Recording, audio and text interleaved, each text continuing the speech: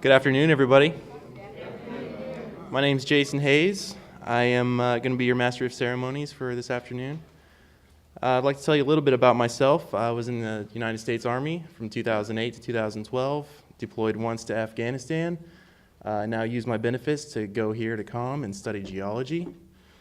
I also serve as a student government treasurer, so really enjoying COM. To get things started, we'd like to welcome Dr. Beth Lewis, who is the College of Mainland president.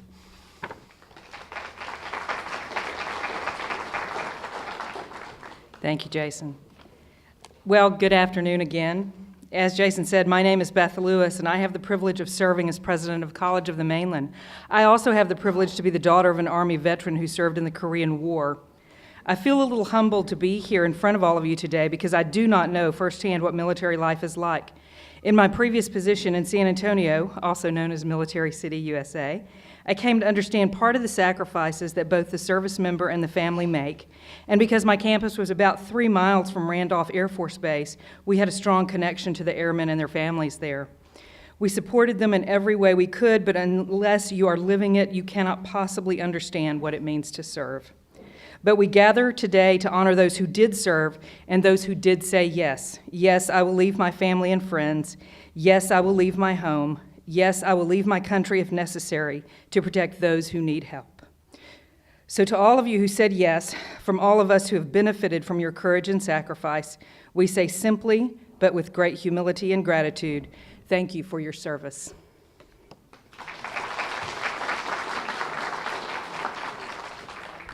I would now like to ask that everybody stand for the posting of the colors by ROTC and remain standing for the Pledge of Allegiance. Forward, march, left, left, left, right, left, march, march, left, left, colors, hold, left, face, present, arms.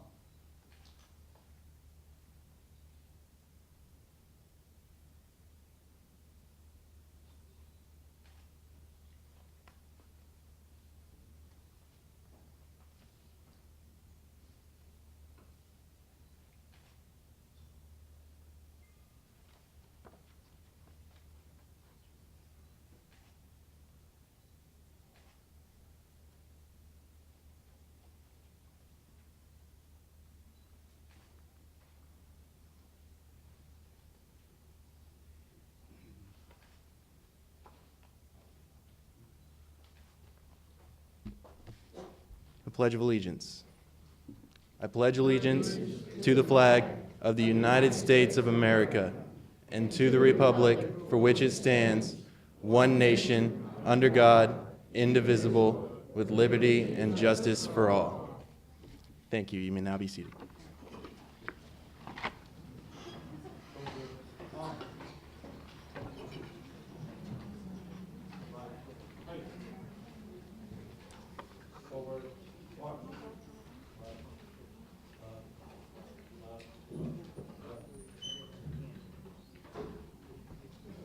I would now like to introduce Sparky Corner, professor of music, who will be performing the national anthem.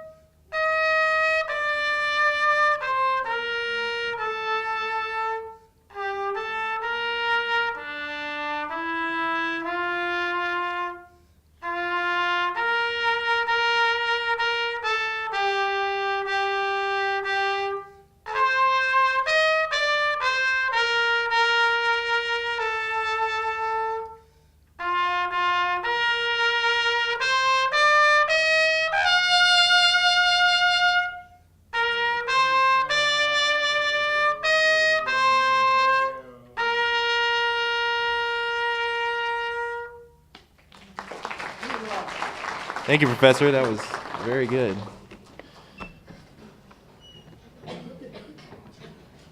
Now to introduce our main speaker, we have Robert DeLucia, member of the United States Marine Corps.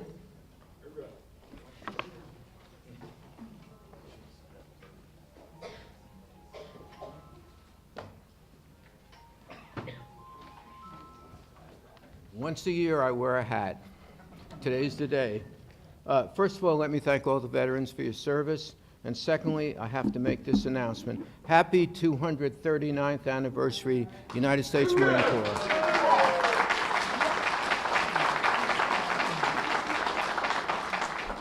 Some of you look like you've been there for 239 years. Now it's my honor and pleasure to introduce our special guest. He's a veteran of 14 years, United States Marine Corps, keeps popping up.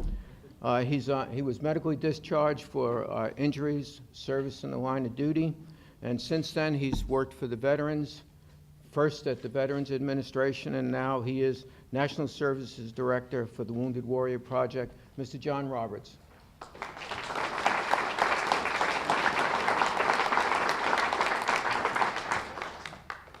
All right, good afternoon. I can't promise as a Marine Corps infantry guy that I won't screw some of this up. I got to say to all the veterans and the family members in the audience, thank you for being here today and thank you for your service.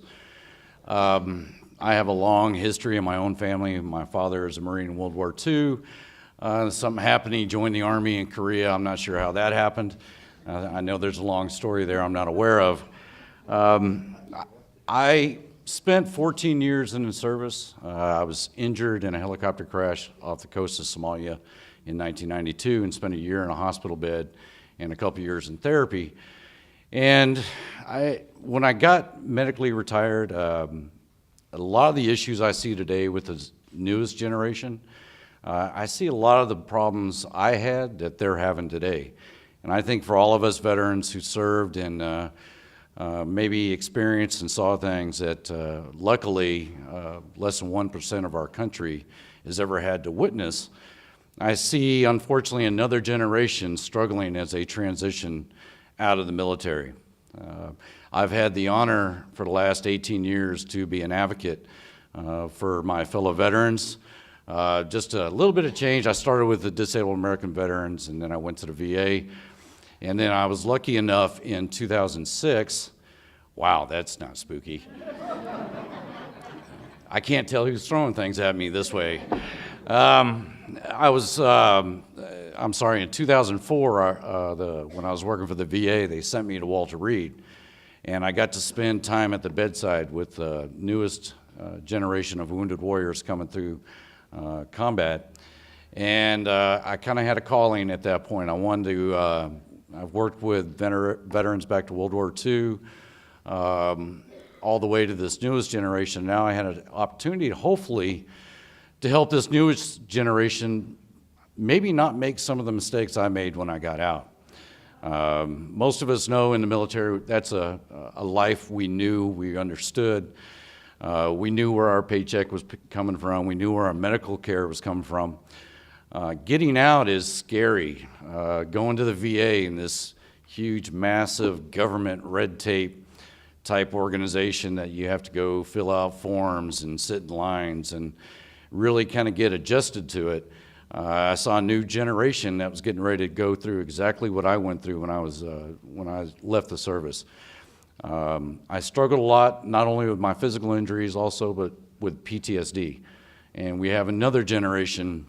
What scared me in 2008 was the RAND survey that came out, the RAND report that showed 300,000 men and women from this war that were going to be suffering from one of the signature injuries of this war, which is PTSD, and the other one being traumatic brain injury. So I knew what they were going to be going through, and I knew maybe I could make a difference and hopefully stop them from making some of the mistakes I did. I'm very honest with what happened. I self-medicated, I isolated, I was angry at the world and blamed everybody for my own issues. And honestly, I don't want this generation to make the same mistakes I made. And if I can help in any way, that's what I do every single day. And I couldn't do what I do without the support of the American public. And honestly, this generation has benefited from all the previous generations and the struggles they went through when they got out. How some of the Vietnam veterans were treated when they came home, wanting to take off their uniform in airports so nobody recognizes them as a veteran, and the struggles they went through. And all the generations, we all had our own unique struggles. But every year, or every generation, I always felt that it was our responsibility to make it better for the next generation. So that's been my mission for the last 18, going on 19 years, is to hopefully hand off a new generation, make it better for them, so when they're working with the next generation coming through behind them, hopefully all the services and programs offered will be a little bit better. I will say I'm a little disappointed. We've been at war a long time now. And if you look in the media, and I definitely don't want to take this in a negative way, but we still have men and women in harm's way, but if you look at the media reports, there's not a lot of national news coverage kind of showing that we still have people over there and they're still coming home and still need our support. There's a lot of lack of education in the American public what PTSD actually really is. The media would probably say that, PTSD, makes us a little bit, I don't want to say dangerous or crazy or anything like that, because they're completely wrong in that aspect. When I'm in public, I get asked a lot, what is PTSD? And here's my simple definition. PTSD is a perfectly normal reaction to a very bad situation. And if anybody has experienced trauma in their life, it doesn't matter what it is, abusive childhood, rape survivors, you've been through a natural disaster and survived, you've experienced trauma. So potentially you could develop PTSD. So because the media, or I like to say the movie industry, there's a lot of movies, I think we could all say, yeah, they kind of show veterans as these crazy combat guys that come home and like Rambo shoot up a town. I don't remember shooting up a town in my history. But we're just like everybody else. And if I really give you a solid example of what PTSD could look like to somebody, I tell them, think about the first responders at 9/11 that went into the towers. Now, when you think of these men and women, and when I ask people, what do you think of them? And they're like, well, they're heroes. Well, so are my guys. So is all the veterans I served with and those that came before me. We had to do something that luckily most of the public will never have to experience. And we still have a mission. We still have people that need help. Coming home, the VA, and I'm a former VA supervisor, so I don't bash the VA. There are incredible people over there that do great work. Unfortunately, they're undermanned, overwhelmed, and they are not prepared. They were really not prepared just for the older generation vets that were in the system, let alone this many years of constant war. And we have this many people constantly get out of the military going right into the VA system. So they weren't prepared. It's sad to say that we have a lot of people falling through the cracks. What keeps me up at night is the VA reporting that 22 veterans commit suicide a day. To me, I lose a lot of sleep over that. How do we help them?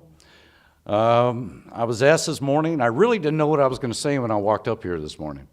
I sat with the Galveston County News, or Galveston Daily News this morning, doing an interview, and he asked me, what can the American public do to help this newest generation? I'm like, well, here's a few things that came off the top of my head.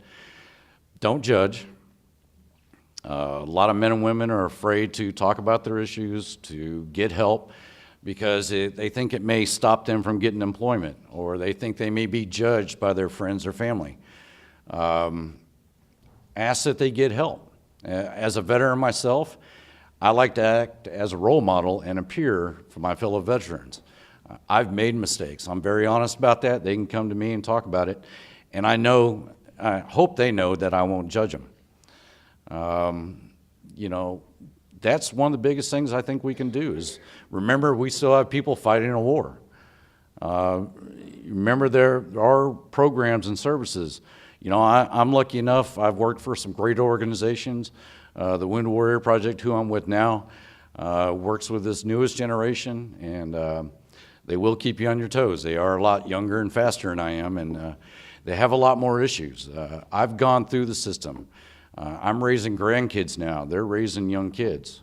So they're in different places in their life than I am. I've been through the VA system. They're now just learning what it's like to be a veteran. The unemployment rate is higher than the national average for veterans getting out, trying to find a job, trying to get back into school, trying to deal with their physical needs, physical health needs, mental health needs, and also trying to go back to school, find a job. That's not easy to do, and for all of us older veterans, we remember those days. So we know what they're going through. It's difficult. They're going to be okay. It's going to take some time like it took the rest of us, and some of us in this room that are older generation vets still may be struggling. You know, it takes time to find that new normal, to find that path, and to actually be happy again. They're going to get there. Unfortunately, it takes all of us. You know, they say it takes a village. It really does. It's not just one organization that has the magic solution for all this. It's not just the VA that can do it all by themselves. It's all of us working together. All the different organizations pulling together, filling those gaps. I could probably go on all day doing this, and I kind of promised myself I'd cut it off when I'm in a good place. And I think, you know, I could ramble for a while what all the issues with this generation may be, but it's not unique. It's not a new story. We've all been there as veterans that have gotten out of the military. Again, I'm honored to be here today.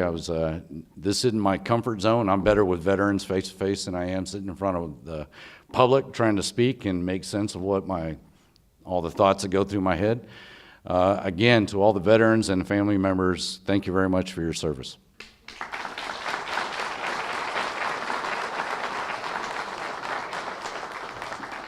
Thank you, John. That was well said for sure. And I tell you, the support that America, or Texans specifically, have for veterans just really inspires me. Just going around every day, anybody that finds out you're a veteran, the support is just amazing. Next, we have a selection from the Mainland Preparatory Choir. They're getting prepared right now. They're going to sing a couple songs for us. Enjoy.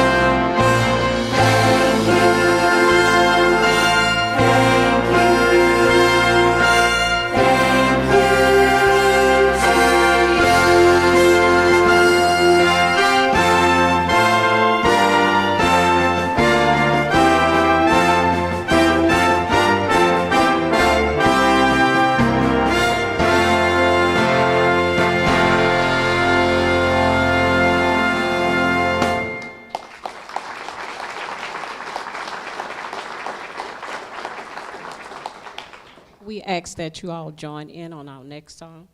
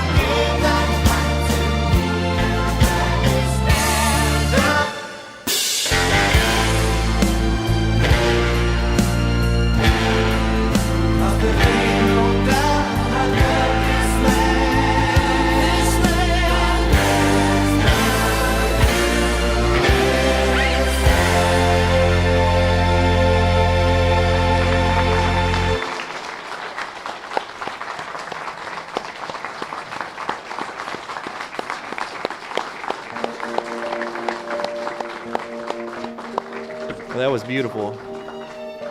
Thank you very much. Now on to the recognition of veterans. Ray Stone, United States Marine Corps, Second Vice Commander of American Legion Post 89. All right. First off, happy birthday, Marine Corps. Ugh. All right, today we recognize and we honor the veterans that service in this country. The freedoms we enjoy today have been paid for by their sacrifices and their commitments to our country. We're honored today to have 4 generations here with us. Representing World War II, the Great War, we have Lolo Velasquez. Could you come up here, Lolo, or can you help Lolo up here? No, we're gonna bring him up, we're gonna take a photo.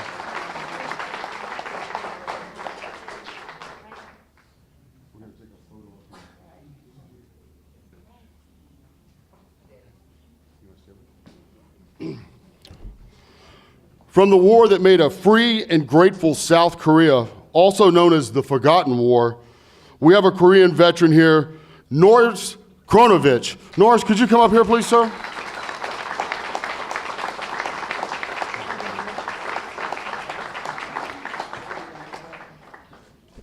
From Vietnam, an unpopular war because of politics, but not because of the men and women that served, we have Bill Price, our Vietnam-era veteran. Come on over here, Bill.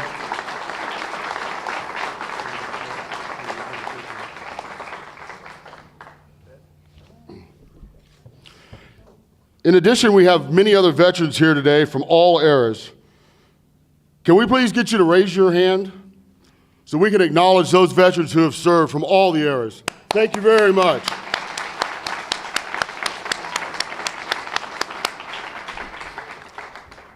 The American Legion is proud to support the College of Mainland's Veterans Club. These veterans are our future. They served their country, and now they're moving forward using their benefits at this educational facility to become our leaders of tomorrow. We could not be more proud of each and every one of you. Could I get all of my Legionnaires in here to stand up, please?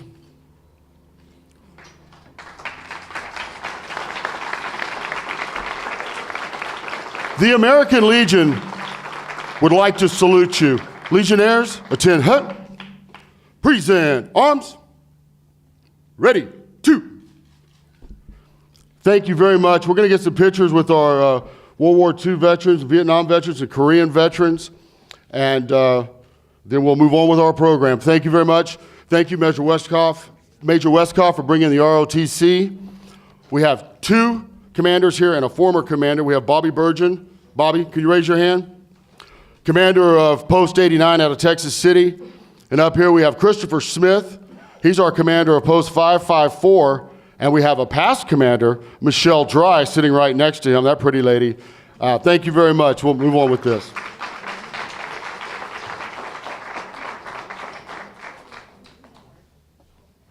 All right, now the Mainland Preparatory Choir is going to perform one more selection for us.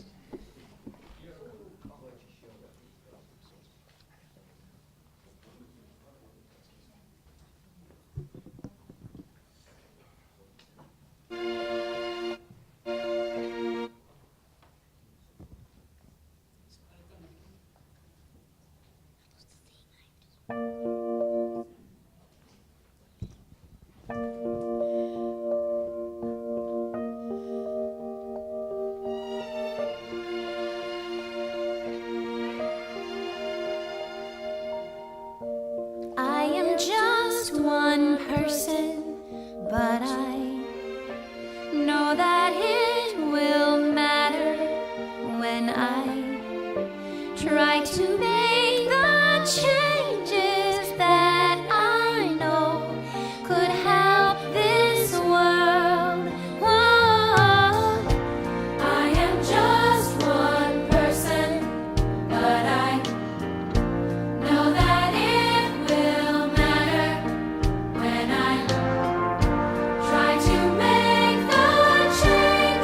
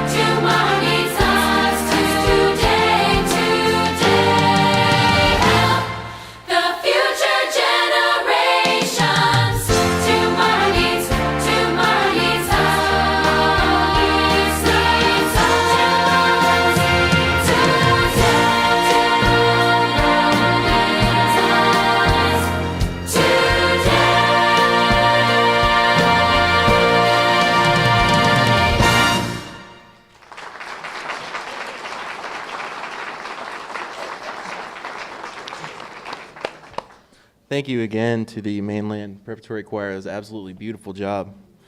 Right now, I'd like to welcome a fellow United States Army veteran and College of the Mainland Chair of the Board, Mr. Ronnie McCrary.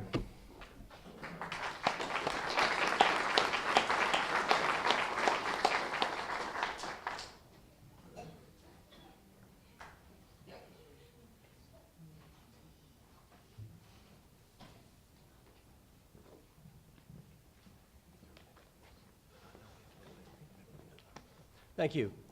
By now, we all realize that freedom really isn't free, and that we certainly owe a debt of gratitude to those veterans that are here today and for the armed services groups that they represent and their peers for having fought to keep us free. We also realize very appropriately that of all the nations, we're truly the most blessed, and because of that, we're grateful to those veterans that are here today. We appreciate you.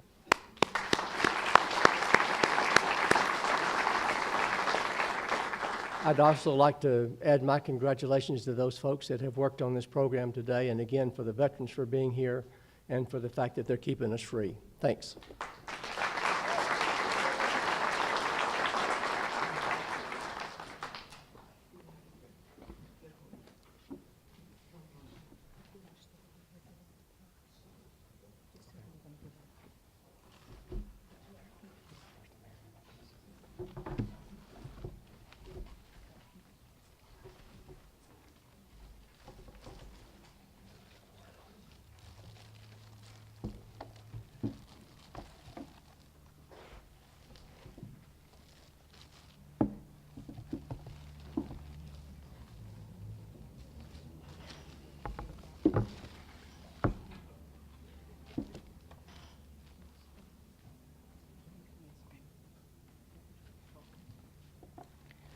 Thank you again for coming today. We have several certificates of appreciation. First of all, I would like to thank Mainland Preparatory Academy Choir for their beautiful performance. Will you come up?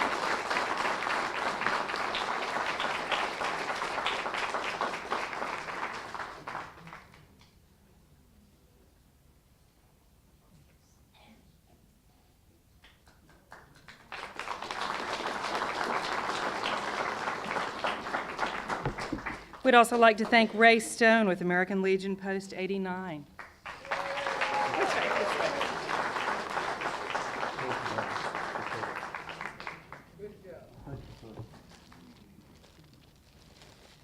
John Roberts from the Wounded Warriors Project.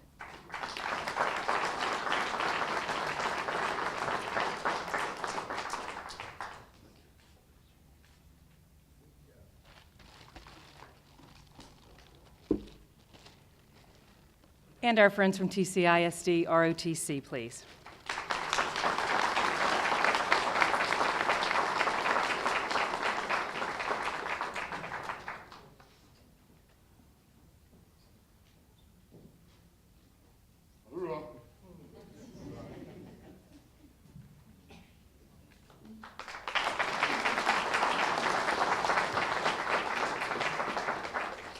All right, next we have Mr. Charles King, United States Coast Guard veteran. He's going to introduce the American Legion, Post 89.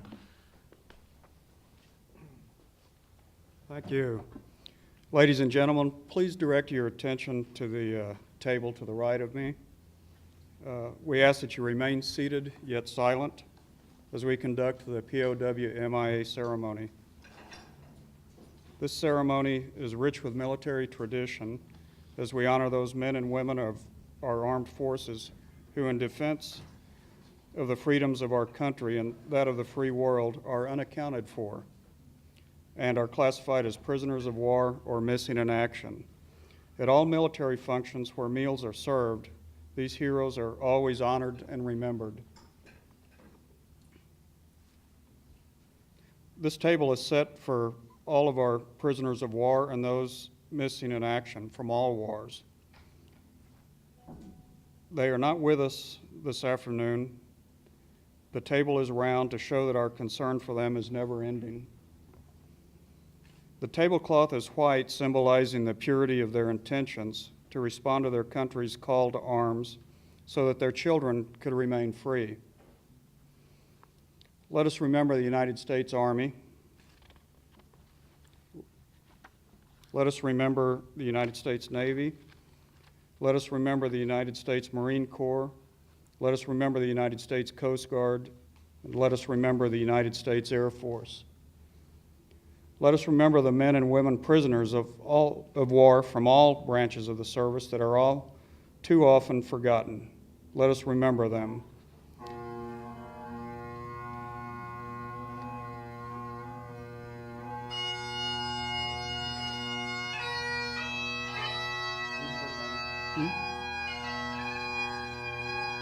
As you read off the items, we'll place them. Okay. The lone candle symbolizes the frailty of a prisoner alone, trying to stand up against his oppressors.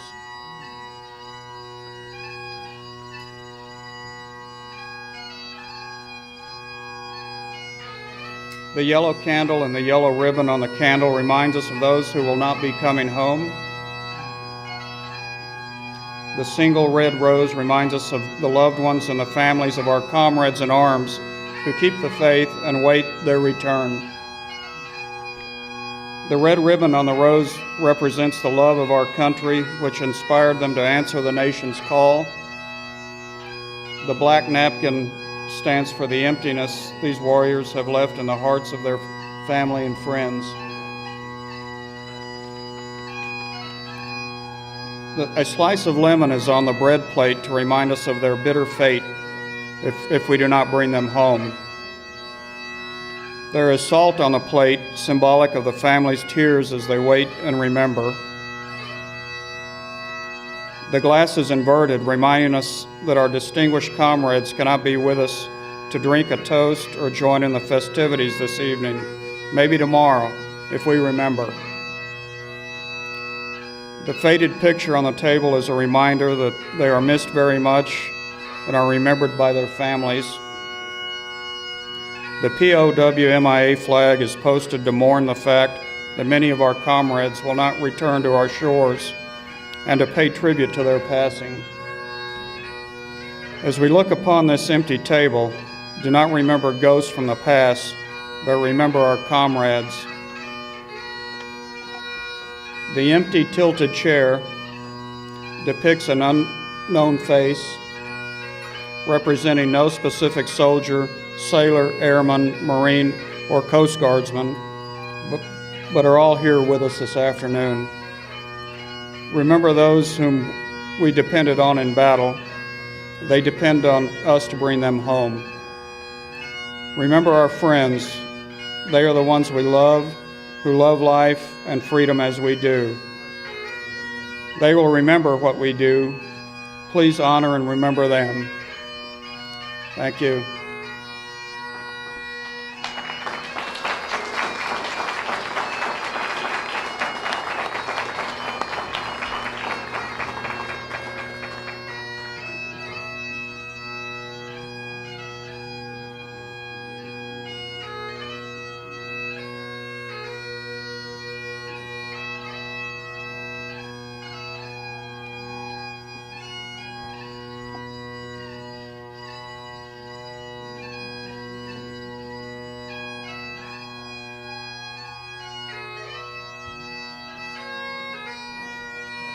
Professor Heffel is going to continue playing Amazing Grace. We are dismissed, and please proceed to the Student Center for lunch and exhibits of community activities and resources. Thank you. Could I get my 4 generations here? Valesquez Lolo, Norris, Bill Smith, and Laura to hang out for just a moment for photo opportunity? Thank you.